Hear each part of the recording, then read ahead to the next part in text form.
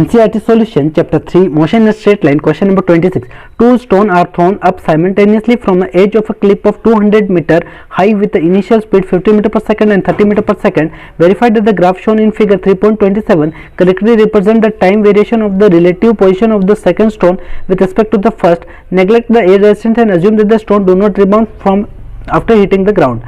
Take g is equal to 10 meter per second square. Give the equation of the linear and the curved part of the plot.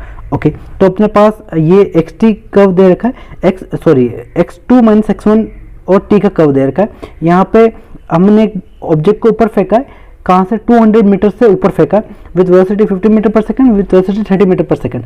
तो हो क्या रहा है, जैसे मान लो ये आपका हाइट है, ये बिल्डिंग है 200 मीटर, ठीक है, और यहाँ से आपने ऑब्जेक्ट को ऊपर फेंका है तो यहाँ से ऑब्जेक्ट इस तरह से मोशन करेगा, राइट। अगर आपने 15 में फेंका है तो इस तरह से मोशन होगा, अगर आपने 30 से फेंका तो हाइट कुछ ज़्यादा होगा, राइट, बाकी मोशन इस तरह से ही होगा और वापस आएगा कहाँ पे, ग्राउंड पे आ जाएगा और हिट होने के बाद रिबाउंड नहीं होगा यानी रेस्ट पे आ जाएगा। तो ये काम करते हैं, जो ग्राउंड है उसको अपन जीरो कंसिडर कर देते हैं। ये x इजिकल टू जीरो, तो ये x इजिकल टू क्या हुआ, जो ये पोजीशन है आपका x इजिकल टू क्या हुआ 200 हो गया। तो इनिशियल पोजीशन की आपने 200 है, फिर अपन ने 50 मीटर पर सेकंड से ऊपर फेंका और 30 मीटर पर सेकंड से ऊपर पहुंचा फेंका, तो दोनों अलग अलग हाइट पे गए और वापस कहाँ आ गए, जीरो पे आ गए। तो यहाँ पे अपने को देखना है कि x2 माइनस x1 का ग्राफ कैसे बनता है, वो अपने को फाइंड करना है। ओके, तो सबसे पहले अपन दोनों का डिस्टेंस फाइंड कर लेते हैं। तो x1 देखते हैं, तो यहाँ पे देखो x नॉट देर का इनिशियल पोजीशन देगा 200 और सेकंड में भी इनिशियल पोजीशन 200 है। तो यहाँ पे s इजिकल टू क्या होता है, s is equal to ut plus half at square अपन ने फॉर्मूला पढ़ा था, राइट। अब ये किसके लिए होता है, जब इनिशियल पोजीशन आपका जीरो होता है, और जब आपका इनिशियल पोजीशन जीरो नहीं होता है तब आपको x नॉट ऐड करना है। तो x not plus ut plus half at square आपका x होगा, ठीक है। तो अपन x1 देखें तो क्या आएगा, x not plus u1t plus half at square आएगा, क्लियर है। ओके, तो अपन x1 निकालते हैं, ये आएगा 200 plus 15t minus half gt, g यानी 10 और t स्क्वायर, ठीक है। ओके, तो ये आ जाएगा x is equal to 200 plus 15t minus 5t square. ये अपने पास x1 आ गया, ठीक है। तो ये अपन इक्वेशन 1 लिख लेते हैं इसका नाम। ओके, अब जब ये ग्राउंड पे पहुंच जाएगा तब x1 क्या हो जाएगा, ग्राउंड पे पहुंच जाएगा तब x1 जीरो हो जाएगा। अब ग्राउंड पे कब पहुंचेगा ये अपने को फाइंड कर लेते हैं। तो ये आएगा देखो 0 is equal to 200 plus 15t minus 5t square है। ओके, तो उसको मैं 5 से कट करता हूँ तो ये आएगा minus t square plus 3t और प्लस कितना आएगा 40। ओके, तो यहाँ से अपने पास सिद्धाचार्य का फॉर्मूला यूज करके t की वैल्यू निकाल लेते हैं। सिद्धाचार्य क्या बोलता है, minus B plus minus root B square minus 4ac upon 2a। इससे अपना पास x की वैल्यू आ जाएगी, वेरिएबल की वैल्यू आ जाएगी t की वैल्यू।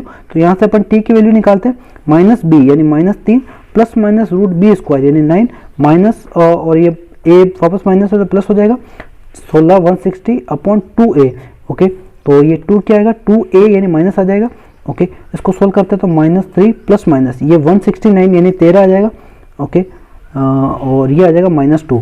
तो अगर मैं पॉजिटिव नेगेटिव लेता हूँ तो माइनस आता है ये 3 और 16 बाई माइनस 2, और पॉजिटिव लेता हूँ तो क्या आता है, पॉजिटिव लेता हूँ तो 13 माइनस 3 10 बाई माइनस 2 यानी ये आएगा 8 माइनस 5, या तो 8 होगा t की वैल्यू या फिर माइनस 5। तो समय कभी नेगेटिव होता नहीं है, तो टाइम क्या होगा 8 सेकंड पे क्या होगा, ये पार्टिकल फर्स्ट वाला पार्टिकल रेस्ट पे आ जाएगा। ओके, यानी ग्राउंड को हिट हो जाएगा। ऐसा ही अपन सेकंड वाले केस में देखते हैं, जब वेलोसिटी v2 है तो यहाँ पे x2 क्या आएगा, x2 आएगा x not plus u2t plus half at square, right. Okay, तो x2 अपन निकाल लेते हैं, ये आएगा 200 plus 30t minus 5t square, right. Okay, ये अपनी इक्वेशन 2 आ गई, इक्वेशन 2 आ गई। ओके, अब यहाँ पे ये जब ग्राउंड पे पहुंचेगा तब x2 क्या आ जाएगा 0। अब ग्राउंड पे कब पहुंचेगा वो निकालते हैं, तो 0 is equal to 200 plus 30t minus 5t square. 5 से वापस कट करते हैं तो माइनस t स्क्वायर और ये कितना आ जाएगा 6t और ये आ जाएगा 40, राइट। ओके, वापस सिद्धाचार्य लगाते हैं और t की वैल्यू फाइंड करते हैं तो माइनस b यानी कि 6 plus minus root B square यानी 36 प्लस 140 अपॉन 2a यानी ये माइनस 2 आ जाएगा। ओके, तो माइनस 6 और ये हो जाएगा 1 कितना आ जाएगा 176 होगा ना, 40 सॉरी 4 चौक 16 आएगा 16 तो ये 196 हो जाएगा। तो 196 का रूट क्या होता है 14, ओके -2। तो एक बार माइनस लेते हैं तो कितना आता है 16 यानी -20/-2, और प्लस लेते हैं तो 8/-2 यानी एक आएगा आपका 10 और एक आएगा आपका -4। तो -4 तो टाइम कभी पॉसिबल नहीं होता, तो T2 टाइम क्या आएगा 10 सेकेंड। तो T1 टाइम आपका 8 सेकंड, यानी कि फर्स्ट पार्टिकल आपका 8 सेकंड के बाद रेस्ट में आएगा, सेकंड पार्टिकल 10 सेकंड के बाद रेस्ट में आएगा। तो पहले अपन देखते हैं कि 8 सेकंड तक देखते हैं, यानी समय अपन t = 0 टू t = 8 के बारे में बात करते हैं। तो x2 - x1 की बात लिखता हूँ, x2 - x1 लिखता हूँ, तो equation 1 minus equation 2 minus equation 1 कर रहे हैं अपन। तो ये क्या आएगा देखो 200 + 30t - 5t² माइनस कर रहे 200 - 15t + 5t², राइट। ओके, तो 200 कैंसिल आउट, 30 में से ये जाएगा तो 15t आ जाएगा और 5t कैंसिल आउट। तो x2 - x1 क्या आ जाएगा, x2 - x1 आ जाएगा 15t, राइट। x2 - x1 क्या आ जाएगा 15t। तो 8 सेकेंड तक स्ट्रेट लाइन होगा, राइट, 8 सेकेंड तक स्ट्रेट लाइन होगा, जो क्लियर है। अब 8 सेकंड के बाद की बात करते हैं, तो 8 सेकंड के बाद में क्या होगा x1 आ जाएगा आपका 0, क्योंकि 8 सेकंड पे क्या हो जाएगा, 8 सेकंड के बाद क्या हो जाएगा x1 तो हो जाएगा 0।